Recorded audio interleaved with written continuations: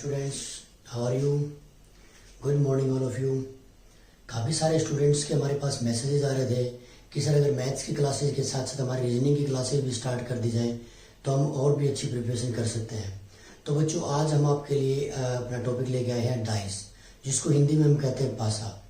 तो स्टूडेंट्स, सबसे पहले मैं आपको ये बताना चाहूँगा कि डाइस से हर एग्जाम के अंदर एक क्वेश्चन जरूर पूछा जाता है, और मैं आपको गारंटी के साथ कह सकता हूँ, यदि आपने आज हमारी इस वीडियो को लास्ट तक देखते हैं, यदि आपने हमारी वीडियो कंप्लीट देखी, तो आपका किसी भी कॉम्पिटिटिव एग्जाम के अंदर स्टेट सीटेट कोई भी एग्जाम हो, डाइस का क्वेश्चन तो गलत नहीं होगा, मैं इतने दावे के साथ कह सकता हूँ। तो स्टूडेंट्स, हम अपनी क्लास स्टार्ट करते हैं। तो आज का हमारा टॉपिक है डाइस। तो सबसे पहले बच्चों, हमें डाइस टॉपिक करने से पहले ये पता होना चाहिए कि डाइस होती कितने टाइप की हैं।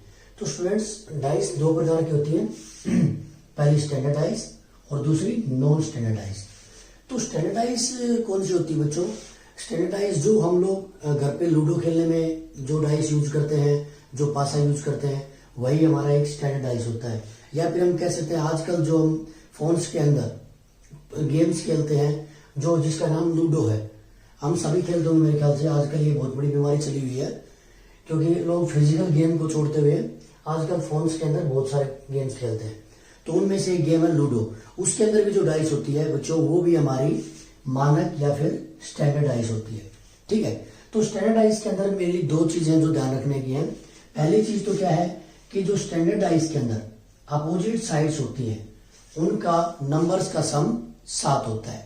स्टैंडर्ड डाइस के अंदर कोई जैसे 1 है, तो उसका जो अगर अपोजिट नंबर पूछ लिया जाए तो बच्चों उसका अपोजिट नंबर 6 होगा, क्योंकि अपोजिट नंबर्स का सम 7 होता है।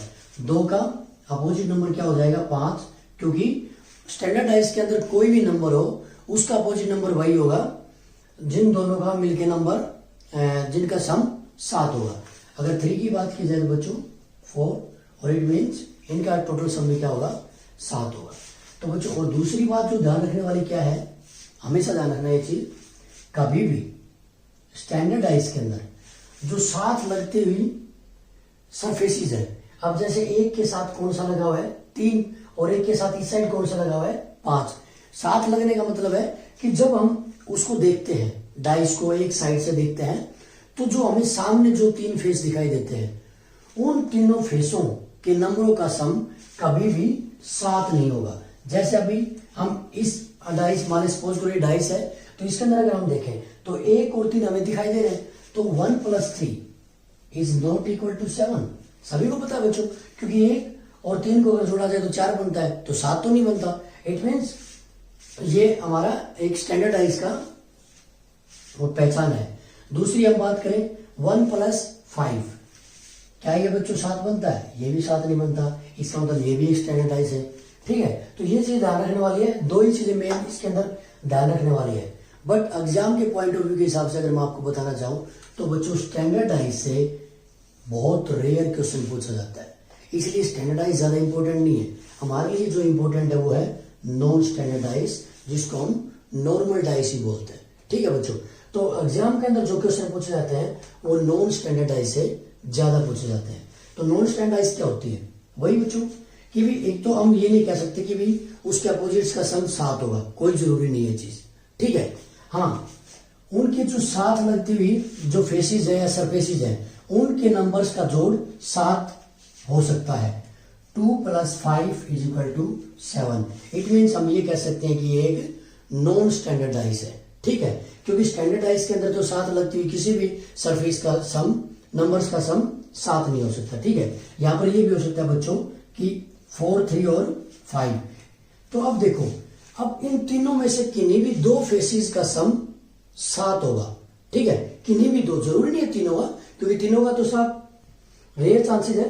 बट हमें ये पता है कि किन्हीं भी 2 फेस है, उनमें से किन्हीं भी 3 फेसों में से जो 2 फेस होंगे, उनके नंबर्स का सम 7 होगा। अब यहाँ पर 4 + 3 = 7। इट मीन्स हम ये कह सकते हैं कि हमारी जो ये डाइस है, ये एक नॉन स्टैंडर्ड डाइस है।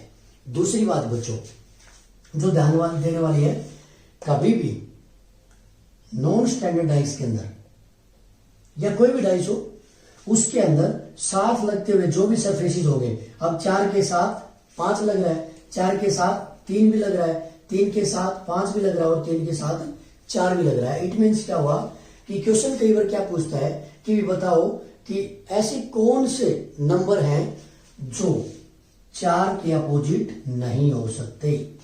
कि भी हमें कोई भी डाइस दे देंगे एग्जाम्पल कि भी ऐसा कौन सा नंबर है जो 4 का अपोजिट नहीं हो सकता।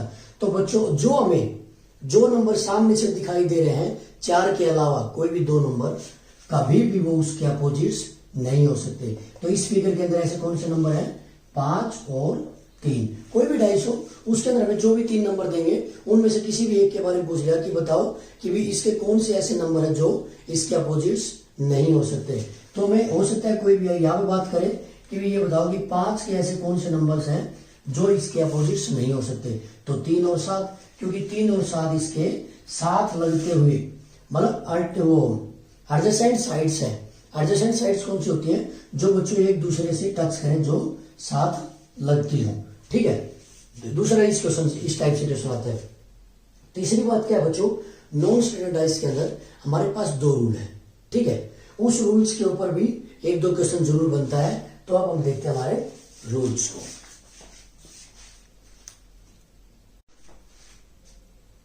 देखो स्टूडेंट्स, हमारा जो नॉन स्टैंडर्डाइज का जो पहला रूल है वो क्या है, when one number is common in both dices. हमें क्वेश्चन क्या मिला कि कोई भी 2 डाइस मिल सकती है, उनमें से कोई भी एक नंबर हमें कॉमन मिल जाएगा और बाकी जो बचे हुए जो नंबर्स होंगे ये उनमें ये पूछेंगे कि उनके अपोजिट्स कौन से नंबर होंगे।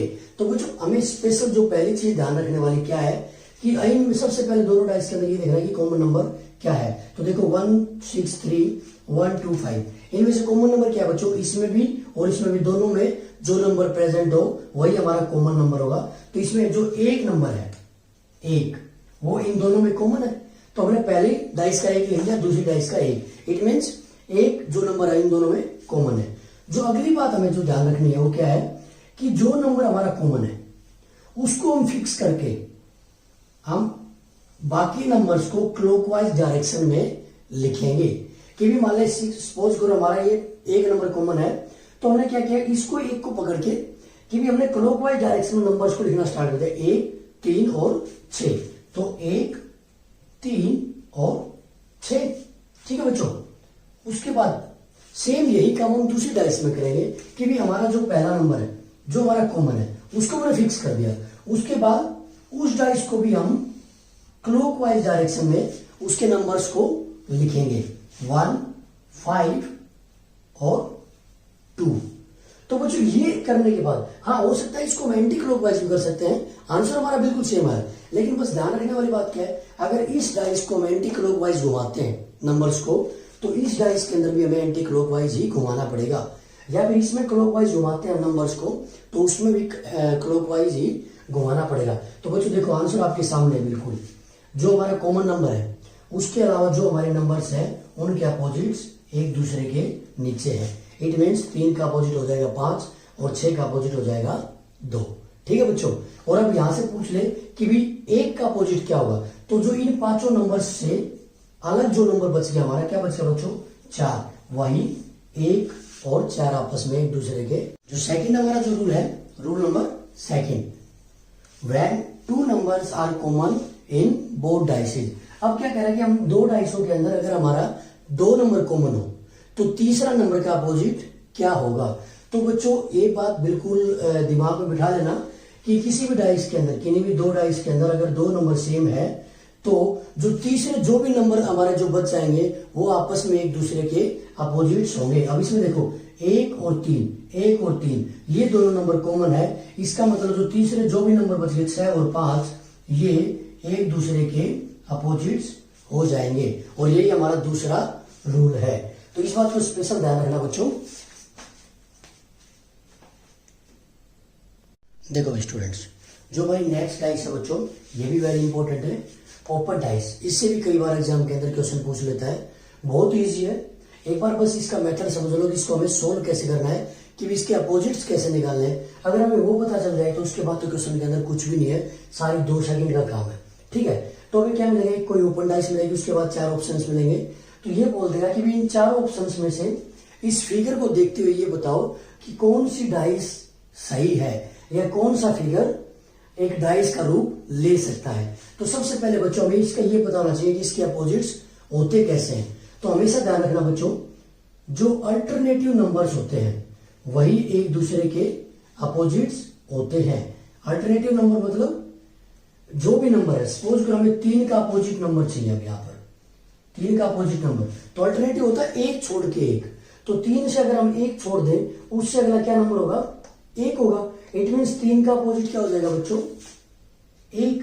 अब अगर बात की जाए कि सर 5 का नंबर अपोजिट क्या होगा, तो 5 का अपोजिट नंबर हो जाएगा बच्चों अल्टरनेट नंबर 1 छोड़ के नेक्स्ट हमारा क्या हो जाएगा? 4। और जो बाहर की साइड जो होते हैं, कोई भी हो सकता है, यहां पर भी हो, यहां पर भी हो, मतलब जो बाहर की साइड होंगे वो एक दूसरे के अपोजिट्स होंगे। इट मीन्स 6 का अपोजिट क्या हो जाएगा बच्चों? 2। ठीक है। अब यहां तो हमें ये पता चल गया कि ये एक दूसरे के अपोजिट्स हैं। इट मीन्स क्या हुआ कि हमारा जो डाइस का फिगर होगा वही सही होगा जिसके अंदर 2 अपोजिट्स एक साथ नहीं होंगे। ठीक है, कोई भी 2 अपोजिट्स। हम फर्स्ट फिगर में देखते हैं बच्चों, 5 और 3 क्या एक दूसरे के अपोजिट है? नहीं। बन सकता है फिगर, कोई दिक्कत नहीं है। लेकिन यहां पर देखो 3 और 1।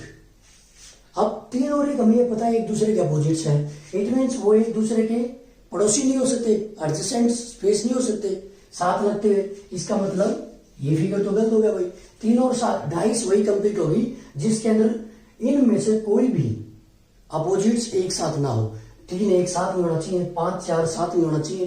किसी भी एक फिगर की बात कर रहा हूं, 6 2 एक साथ में होना चाहिए। अब नेक्स्ट देखते हैं हम 5 और 4। लेकिन हमें ये पता है 5 और 4 एक दूसरे के अपोजिट है। इट मीन्स ये फिगर भी नहीं हो सकता हमारा। नेक्स्ट यहाँ पर 2 और 6 ये भी एक दूसरे के अपोजिट है बच्चों। आप खुद भी देखो तब भी पता चल जाएगा इसमें। तो इट मीन्स ये भी हमारा ऑप्शन नहीं हो सकता। तो फोर्थ आंसर हमारा कौन सा बच गया? Right answer. और अगर आप वैसे भी चेक करना चाहो, हालांकि राइट आंसर है क्योंकि हमारे तीनों गलत हो चुके हैं। इट मीन्स जो हमारा फोर्थ होगा वही राइट आंसर होगा। अब देखो 1 2 का अपोजिट है? नहीं है। 3 का अपोजिट है, इट मीन्स सही है, कोई दिक्कत नहीं। 1 क्या 4 का अपोजिट है? नहीं। 1 3 का अपोजिट है, 4 का तो 5 है। इट मीन्स क्या होगा बच्चों? और नहीं 2 और 4 एक दूसरे के अपोजिट है। तो इसका मतलब हमारा क्या हो गया? जो डी ऑप्शन होगा हमारा वही राइट आंसर होगा बच्चों। देखो स्टूडेंट्स, जो हमारा नेक्स्ट क्वेश्चन है ओपन डाइस का ही, और ये हमारा आज का लास्ट क्वेश्चन है। इसके बाद हमारा टॉपिक भी कंप्लीट हो जाएगा। तो देखो एक बार अच्छे से भाई, हमें ओपन डाइस दे रखे। मैंने क्या बताया था, ओपन डाइस के अंदर एक दूसरे के अपोजिट्स कौन से होते हैं? जो एक दूसरे के अल्टरनेटिव्स होते हैं। ठीक है, तो इसके अंदर हमें सबसे पहले अगर 1 का पता करना हो कि भी 1 का अपोजिट कौन सा होगा, तो 1 का अपोजिट बच्चों 1 छोड़ के 1 के बाद इसके बाद इसको अगर हम छोड़ दें तो क्या आता है? 5। इसका मतलब 1 का अपोजिट हो जाएगा 5। और यहाँ पर बात सेम है बच्चों, ये दोनों साइड लगाने का मतलब है कि 5 का अपोजिट 1 होता है। 1 का अपोजिट 5 है तो 5 का अपोजिट भी 1 है। अब नेक्स्ट बात की जाए 4 की, तो 4 का अपोजिट क्या हो जाएगा बच्चों? 1 छोड़ के नेक्स्ट 4 का अपोजिट हो जाएगा हमारा 2। और मैंने क्या बताया था, जो आउटसाइड में हो दोनों साइड वो एक दूसरे के अपोजिट होते हैं। इट मीन्स 3 का अपोजिट क्या हो जाएगा? 6। हमें क्या बताना है कि इन चारों में से हमारी कौन सी डाइस सही होगी।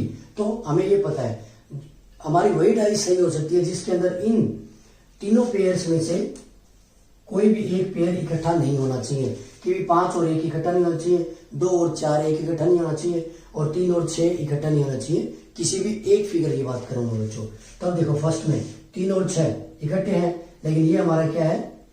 अपोजिट्स नंबर है दोनों, और अपोजिट्स नंबर कभी भी साथ में नहीं आते। सेकंड 5 और 2 अलग अलग है, कोई दिक्कत नहीं, अपोजिट्स नहीं है। 3 का अपोजिट 4 है, इट मीन्स इनमें से 4 भी नहीं है। तो बच्चों यही बी ऑप्शन हमारा राइट आंसर हो जाएगा। बाकी और हमें देखने की जरूरत ही नहीं है, ऑटोमेटिक गलत हो जाएंगे। तो बच्चों जो डाइस का जो हमारा चैप्टर है वो यहीं पे कंप्लीट होता है। और मैं आप लोगों से यही रिक्वेस्ट करूंगा, अगर वीडियो अच्छी लगी हो तो लाइक शेयर और सब्सक्राइब जरूर करें। और आपको जो भी टॉपिक चाहिए, अगर आप लोग ये चाहते हो कि हमारा रीजनिंग के अंदर या किसी मैथ के अंदर कोई भी टॉपिक वीक है, तो आप हमें कमेंट बॉक्स में बता सकते हैं, ताकि हम आप लोगों के लिए अच्छे कंटेंट के साथ जल्दी से जल्दी उस टॉपिक को प्रोवाइड कर सकें। ओके, थैंक यू, जय हिंद।